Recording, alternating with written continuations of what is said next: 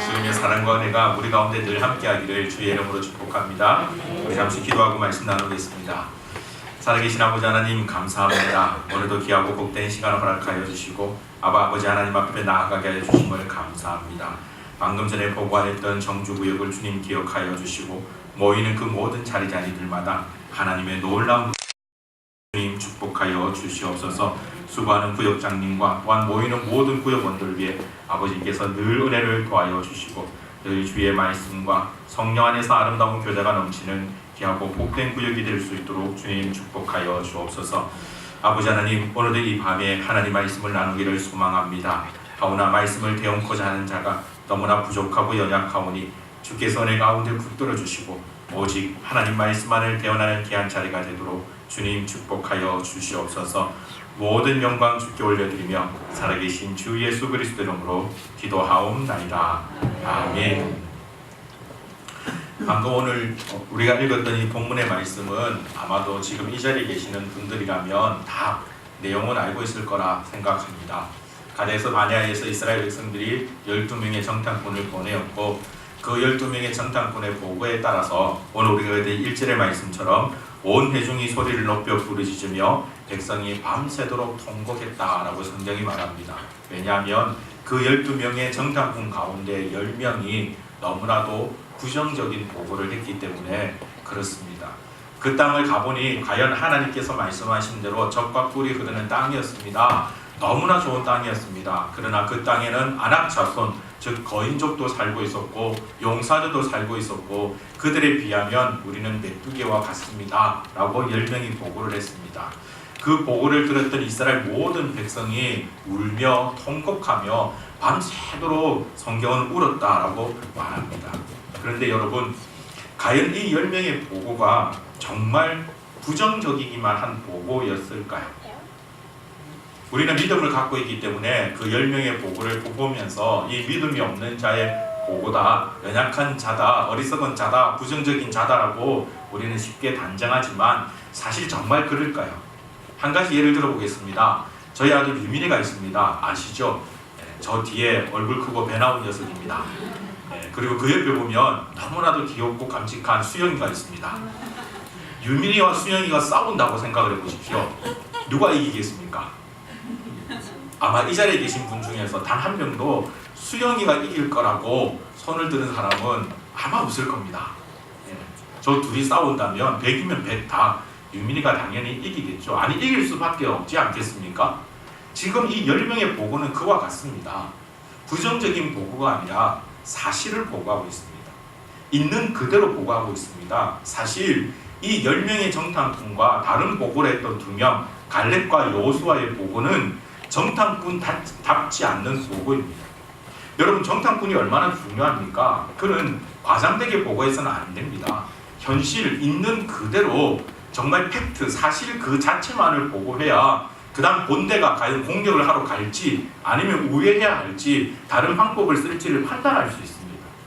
냉정하게 살펴본다면 2명의 보고가 잘못된 것이죠.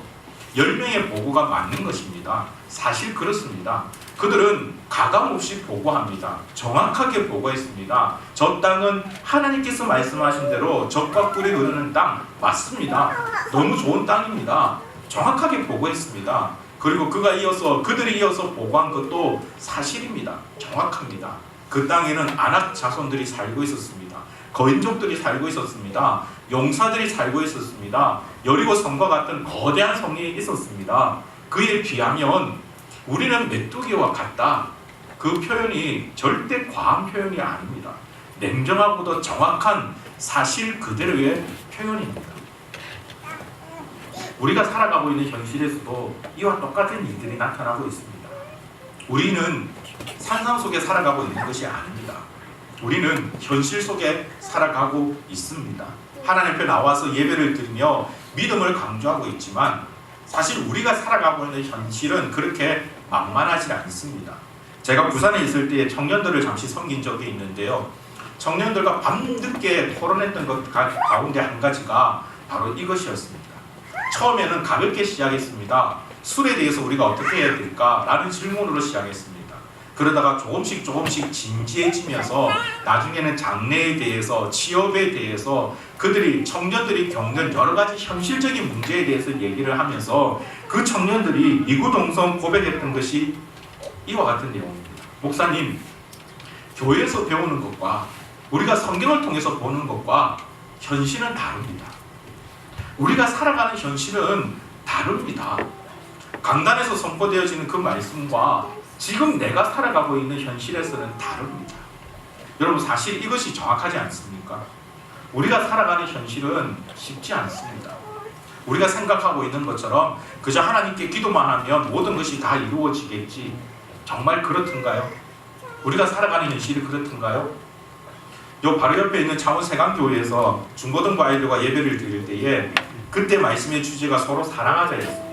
우리가 먼저 사랑해야 되고 우리가 먼저 손을 내밀어야 된다 하면서 제가 아이들에게 너희가 한번 이번 주에 이걸 실천해 봤으면 좋겠다. 너희들 반 가운데 혹시나 왕따 당하는 친구가 있다면 분명히 혼자서 밥을 먹을 텐데 내가 예수 그리스도의 마음으로, 예수 그리스도의 심장으로 그 친구를 사랑하는 마음으로 가서 함께 밥을 먹으면 어떨까?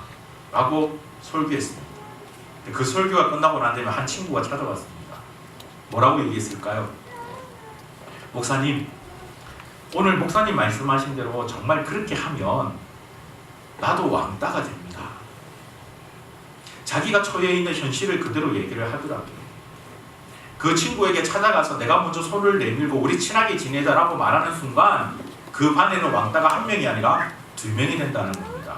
자기도 그렇게 당할 수밖에 없다라는 겁니다. 그래서 그렇게 될 것보다는 차라리 안 보이는 데서 도와주는 게 낫다라고 얘기를 했습니다. 이것이 우리가 살아가는 현실이지 않습니까? 내가 경험하고 있는 현실입니다. 어쩌면 그들은 우리에게 먹이와도 같다. 사실 지금 이 번역보다 예전 번역이 더 마음에 와닿는 것 같습니다. 저들은 우리의 밥이다라고 고백했죠.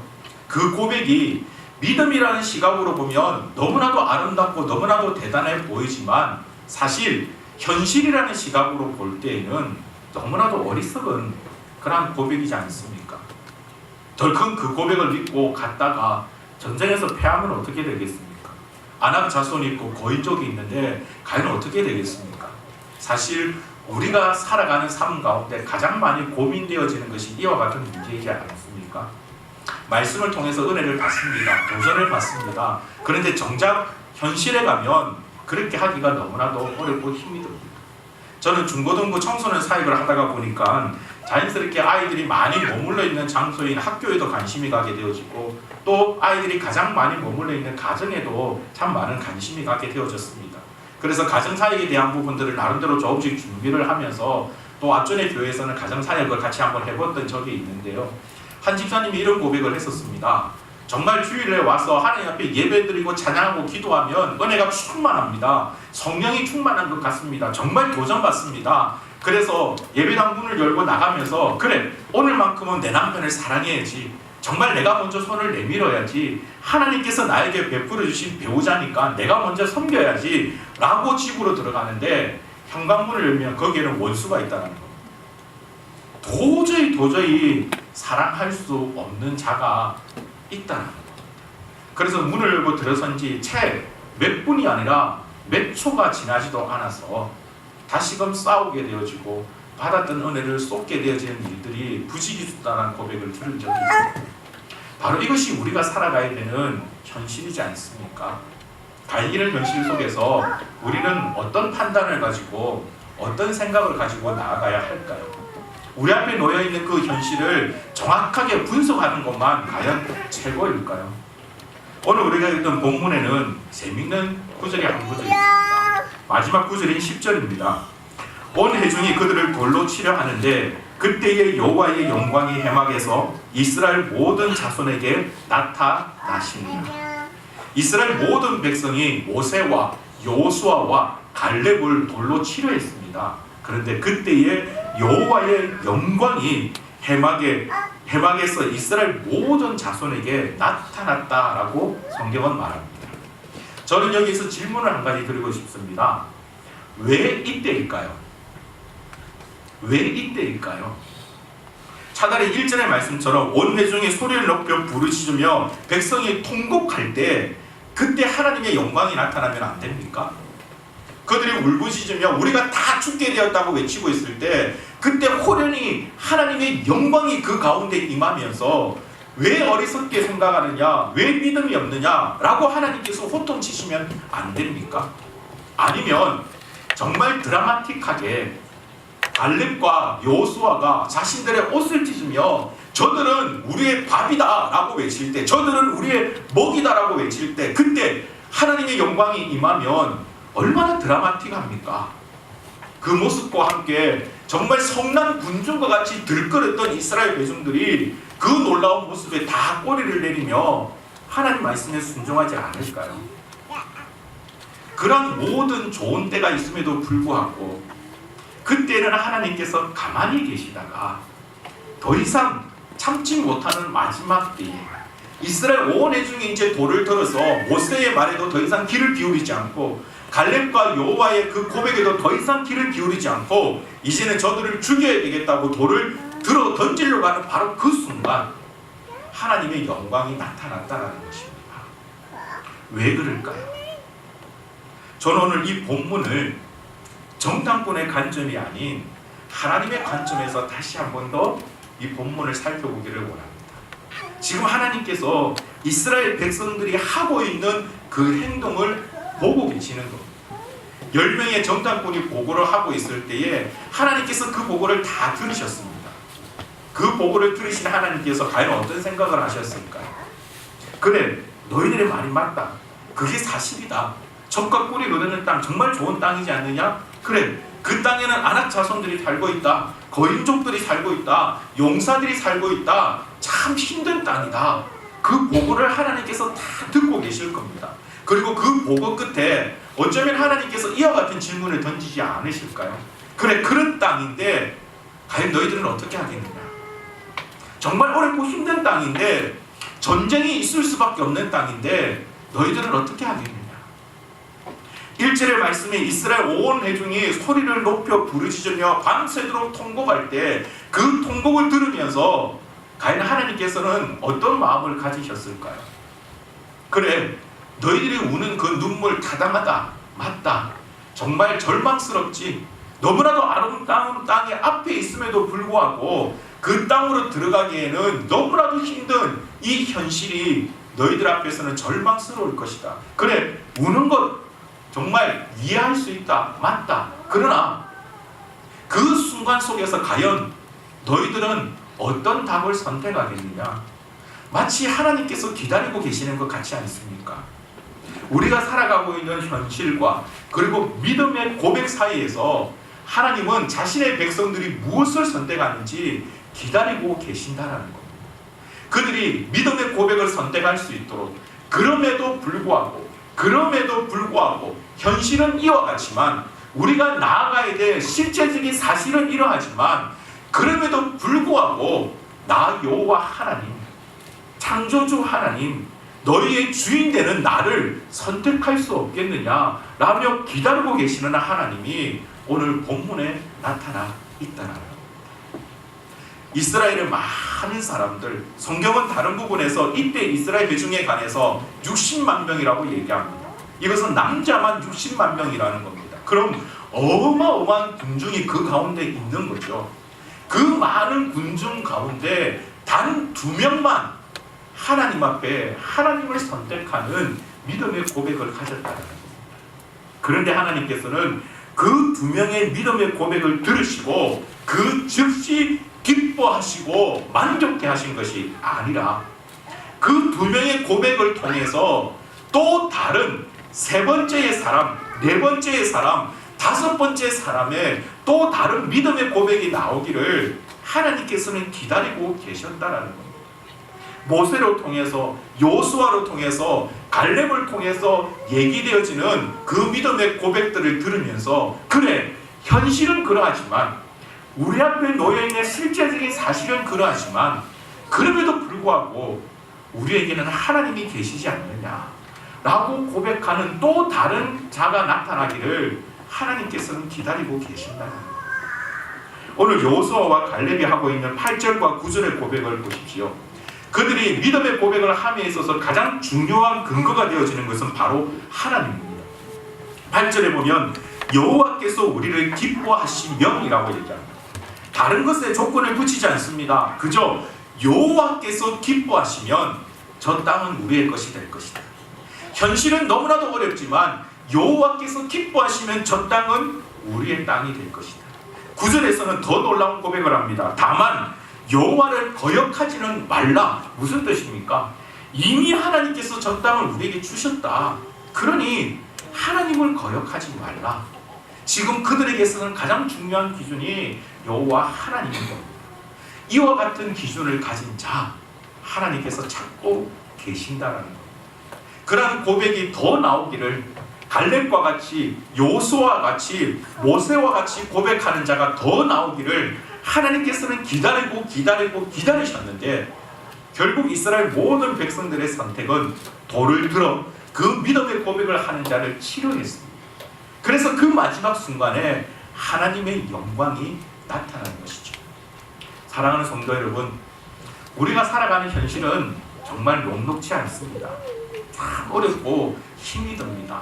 그러나 그럼에도 불구하고 여호와 하나님 때문에 나를 만드시고 나와 함께 하시고 나와 같이 하나님의 놀라운 일을 이루어 나가기를 원하시는 바로 그 하나님 때문에 믿음의 고백을 가지고 나아갈 수 있는 저와 여러분의 모습이 되길 주님의 이름으로 축복합니다.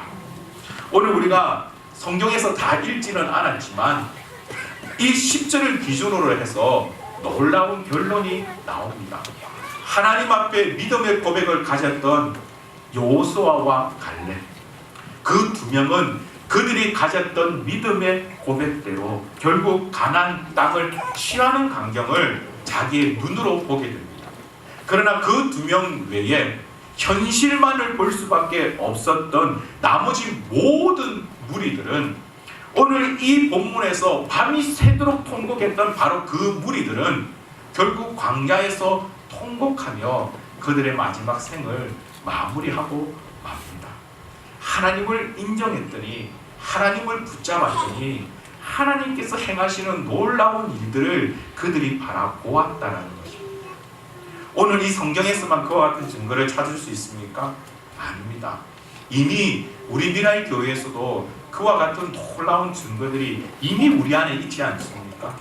하나님을 선택했더니, 하나님을 붙잡았더니 현실은 전혀 그렇지 않았는데, 현실은 전혀 그럴 수 없었는데, 그럼에도 불구하고 하나님을 붙잡았더니 그분께서 하셨던 놀라운 일들이 이미 우리 안에도 있지 않습니까? 그 증거들을 바라보며 앞으로 우리가 나아가는 그 걸음걸음마다 바로 이 여호와 하나님을 선택하며 나아갈 수 있는 거룩한 주의 백성이 되시길 주님의 이름으로 축복합니다. 이런 찬양의 고백이 있습니다. 우리 오늘 눈물로 하늘에 씨앗을 심는다. 꿈꿀 수 없어 무너진 가슴에 저들의 푸른 꿈 다시 돋아나도록 우리 함께 땀 흘려 소망의 길을 만든다. 내일로 가는 길을 찾지 못했던 저들 노래하며 달려간 그 길. 비록 우리 앞에 놓여있는 현실이 너무나 어렵고 힘들다 할지라도, 내가 하나님 앞에 그동안 끊임없이 기도해왔던 그 어렵고 힘든 문제가 내 앞에 있다 할지라도, 꿈꿀 수 없어 무너져버린 그런 가슴이, 내일로 가는 길을 찾지 못했던 그러한 일들이, 그 현실이 우리 앞에 있다 할지라도, 그럼에도 불구하고 하나님을 신뢰하십시오. 하나님을 붙잡으십시오. 하나님을 바라보십시오. 그럼에도 불구하고 우리 앞에 놓여있는 최후의 소망은 하나님 외에는 없습니다.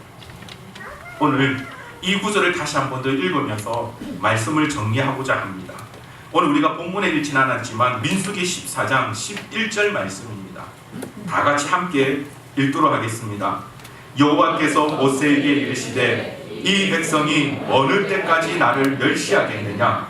내가 그들 중에 많은 이적을 행하였으나 어느 때까지 나를 믿지 않겠느냐? 하나님께서 우리에게 또 다른 새로운 사역의 현장을 허락해 주셨습니다. 가나안 땅을 주신 겁니다. 그 땅을 어떻게 취할 수 있겠습니까? 현실은 우리에게 더 어려운 문제가 놓여 있습니다. 교회에 많은 손이 필요합니다. 이곳저곳 손볼 곳이 많은 자리입니다. 그에 따른 비용도 들어야만 합니다. 우리에게 이와 같은 현실적인 문제가 있습니다. 또한 그 지역에서 여러 가지 많은 어려운 문제들이 이미 있었습니다. 그 문제들을 우리는 안고 들어가야 합니다. 현실은 그렇게 녹록하지 않습니다. 그러나 여러분, 우리가 오늘 이 말씀처럼 여호와 하나님을 의지하며 나아간다면 하나님께서 하시는 놀라운 일들을 보게 될 줄 믿습니다. 하나님께서 우리 앞서 행하시는 그 놀라운 일들을 보게 될 줄 믿습니다. 방금 제가 소개해드렸던 찬양에는 이런 가사의 고백이 있습니다. 그날에 우리 보리라 새벽 이슬 같은 자들 일어나 뜨거운 가슴 사랑의 손으로 이 땅 치유하며 행진할 때 오래 황폐하였던 이 땅 어디서나 순결한 꽃들 피어나고 푸른 의의 나무가 가득한 세상 우리 함께 보리라.